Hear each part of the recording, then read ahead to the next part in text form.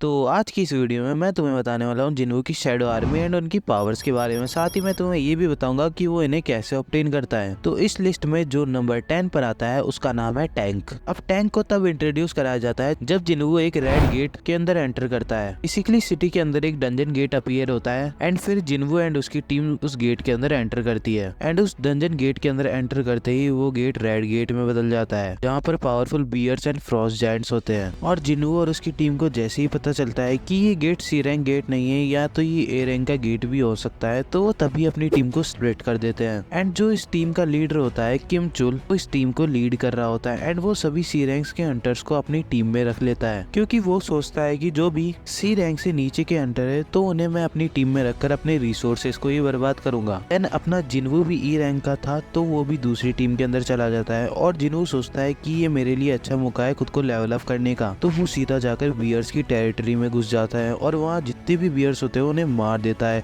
Including boss. और उस boss को अपनी शैडो आर्मी में रख लेता है और उसका नाम रखता है टैंक। तो टैंक की पावर्स की बात करें तो उसके पास है कोलेसल स्ट्रेंथ और दूसरी है हाई अटैक पावर्स एंड इसकी जो रैंक है वो बढ़ते बढ़ते नाइट की हो जाती है। नाउ हमारे लिस्ट के नंबर 9 पर आता है काइजिल। अब काइजिल के बारे में ज्यादा कुछ नहीं बताया गया है, तो इसकी एबिलिटी के बारे में बात करें तो इसके पास है immense speed, immense flight and enhance senses. Then ये one of the first dragon है जिसे जिन्हों अपनी टीम में समन करता है और इसकी रैंक होती है वो नाइट की होती है। और जो नंबर 8 पर आता है वो है जीमा। तो जीमा को तब इंट्रोड्यूस कराया जाता है जब अजिन गिल्ड जो कि जिन्हों की ही गिल्ड होती है वो पार्टिसिपेट कर लेती है इस रेड के अंदर। शुरुआत में हंटर नहीं हरा पाते हैं इस मैजिकल बीस्ट को, क्योंकि इसकी स्ट्रेंथ एंड मैजिकल पावर्स इतनी होती है कि इसका कोई सामना ही नहीं कर पाता है। लेकिन जब जिन्हों इस बैटल के अंदर एंटर करता है तो वो इस काफी आसानी से हरा देता है। एंड जिन्हों को जीमा के बारे में पता चलता है कि जीमा अपनी साइज को छोटा बड़ा कर सकता, तो जिन्हों इसे अपनी आर्मी में समन कर लेता है। जीमा की एबिलिटी के बारे में बात करें तो उसके पास स्ट्रेंथ है। फॉर एग्जांपल जीमा एक जायंट को एक सिंगल हिट में खत्म कर सकता है और इसकी जो रैंक है वो है इलाइट नाइट की। तो हमारी लिस्ट के नंबर 7 पर आता है वो है आयरन। तो रेड गेट डंजन से जिन्हों टैंक को ही समन नहीं करता है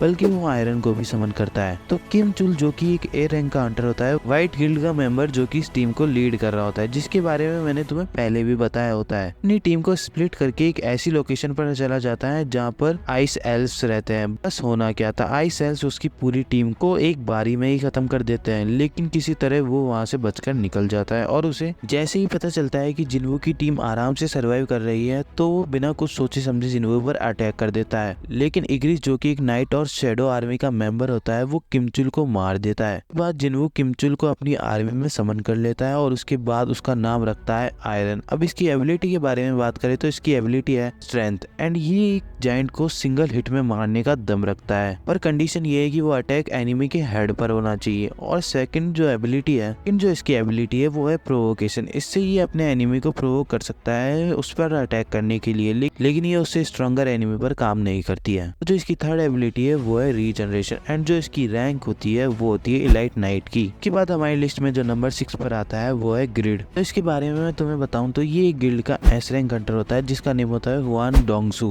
की स्टोरी अगर मैं तुम्हें शॉर्ट में बताऊं तो हुआन डोंगसू का भाई होता है हुआन डोंगसुक, जिन्हों के साथ सी रैंक रेडियो के अंदर पार्टिसिपेट करता है। डोंगसुक जिन्हों एंड जिन्हों जो कि उसका दोस्त होता है मारने की प्लानिंग करता है, लेकिन इसके बारे में जिन्हों पता चल जाता है और बाद में वो उसे ही मार देता है। और इसके बारे में जब हुआन डोंगसू को पता चलता है तो वो जिन्हों को मारने के लिए आता है। बहुत लंबी फाइट होने के बाद जिन्हों उसे हरा देता है और उससे अराइज कर लेता है। उसका नाम रख देता है ग्रिड। तो अब इसकी एबिलिटी के बारे में बात करें तो इसके पास है स्ट्रेंथ, और अगर इसकी स्ट्रेंथ का एग्जांपल दूं तो ये मोनार्क ऑफ आइस के आइस प्रिजन को एक बारी में ही तोड़ देता है। और नेक्स्ट जो इसकी एबिलिटी है वो है कन्वर्सेशन एंड रीजनरेशन की। रैंक जो होती है वो है जनरल की होती है। अब यहाँ से वीडियो बहुत ही इंटरेस्टिंग होने वाली है, क्योंकि अब हम आ चुके हैं हमारी लिस्ट के टॉप 5 शैडो आर्मी सोल्जर्स पर। तो नंबर 5 पर आता है टस्क। तो बेसिकली टस्क एक प्रजाति का लीडर होता है, और कोई ऐसी वैसी प्रजाति नहीं, आदिवासी प्रजाति का लीडर होता है जिन्हें कोई फर्क नहीं पड़ता कि सामने कौन है, और टस्क इस प्रजाति का लीडर होता है। और इसके पास काफी ज्यादा मैजिकल पावर्स भी होती हैं। तो टस्क से जिन्हों जब मिलता है, जब एक डंजन रेड के दौरान जिन्हों और उसकी टीम इस प्रजाति से फाइट करती है, लेकिन टस्क की आर्मी बहुत ज्यादा होने के कारण वे सरेंडर कर देते हैं। उन्हें टस्क के पास ले जाया जाता है, पर जिन्हों की टीम का मेंबर टस्क पर अटैक कर देता है। और फिर होना क्या था, फाइट शुरू हो जाती है और जिन्हों टस्क को बहुत ही मुश्किल झेलने के बाद मार पाता है और अपनी आर्मी में शामिल कर लेता है। और अगर इसकी एबिलिटी के बारे में मैं तुम्हें बताऊं तो इसके पास है strength. Strength, high enough protection, जिससे टस्क अपने आसपास शील्ड क्रिएट कर लेता है। अब हमारी लिस्ट के नंबर 4 पर आता है जिसका नाम है इग्रिस।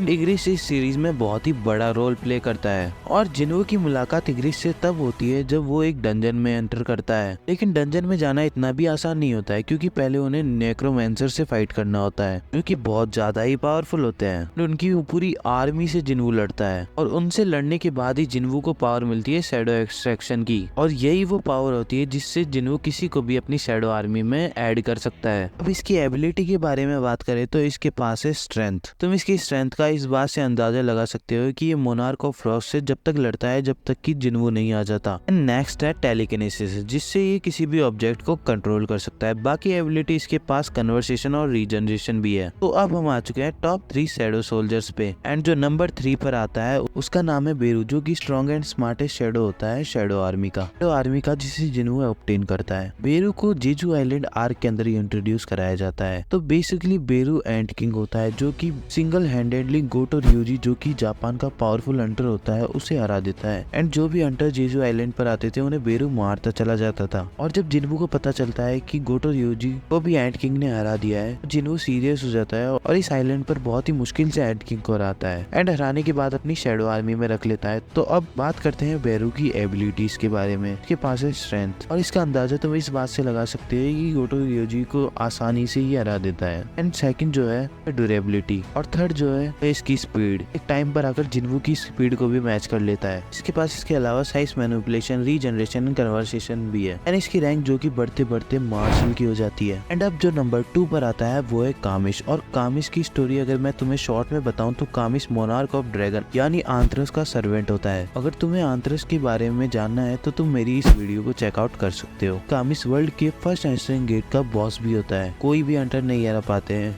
एंड आखिर में जाकर 5 हंटर कामिश को हराते हैं और जिन्हें फिर नेशनल लेवल हंटर्स का दर्जा दिया जाता है। और अगर इनके बारे में तुम्हें जानना है तो तुम मेरी इस वीडियो को चेकआउट कर सकते हो। एंड जिन्वू जब कामिश के स्केलेटन को देखता है तो वो कामिश को अपनी शैडो आर्मी में शामिल कर लेता है। लेकिन कामिश जिन्वू की शैडो आर्मी में कुछ टाइम के लिए रहता है ना। अब इसकी एबिलिटी के बारे में बात करें तो इसके पास है स्ट्रेंथ, और इसकी स्ट्रेंथ कितनी है वो तुम्हें पता चल ही गया होगा। सेकंड जो एबिलिटी है वो है इमेंस ड्यूरेबिलिटी। देन थर्ड पर जो एबिलिटी आती है वो है ड्रैगन फियर्स। इससे कामिश चिल्लाकर अपने अपोनेंट को वीक कर सकता है। उसके पास ड्रैगन ब्रीथ भी है। इसकी रैंक हमें बताई नहीं गई है क्योंकि ये जिन्वू के पास थोड़े टाइम के लिए ही था। देन अब जो नंबर 1 पर शैडो सोल्जर आता है वो है बेलियन। बेलियन ऐसा सोल्जर है जिससे जिन्वू कभी फाइट करता ही नहीं है कि ये गिफ्ट होता है एशबॉर्न की तरफ से। बेलियन जिन्वू से पहले एशबॉर्न का सर्वेंट होता है और बेलियन एक बार बेरू से भी फाइट करता है और बेलियन बेरू को एक ही हिट में हरा देता है। तो तुम समझ सकते हो कि बेलियन कितना पावरफुल था। और जो बेरू होता है वो आगे जाकर मार्शल रैंक पर पहुंचता है, लेकिन जो बेलियन होता है वो स्टार्टिंग में ही मार्शल रैंक पर होता है। अब बेलियन की एबिलिटीज के बारे में बात करें तो इसके पास है स्ट्रेंथ, और इसकी स्ट्रेंथ का अंदाजा तुम्हें बेरू वर्सेस बेलियन की फाइट से लग ही गया होगा। एंड सेकंड जो एबिलिटी है वो है ड्यूरेबिलिटी। एंड स्पीड के मामले में तो ये तो बेरू से भी फास्ट है। और इसका जो मेन वेपन होता है वो होती है इसकी स्वॉर्ड, जिसे ये कई डिफरेंट तरीके से यूज कर सकता है। मैंने तुम्हें अब टॉप 10 शैडो सोल्जर्स के बारे में बता दिया है। देन कोई रह गया हो तो तुम मुझे कमेंट सेक्शन में बता सकते हो, और वीडियो को लाइक एंड चैनल को सब्सक्राइब भी कर सकते हो। तो अब मिलते हैं नेक्स्ट वीडियो में।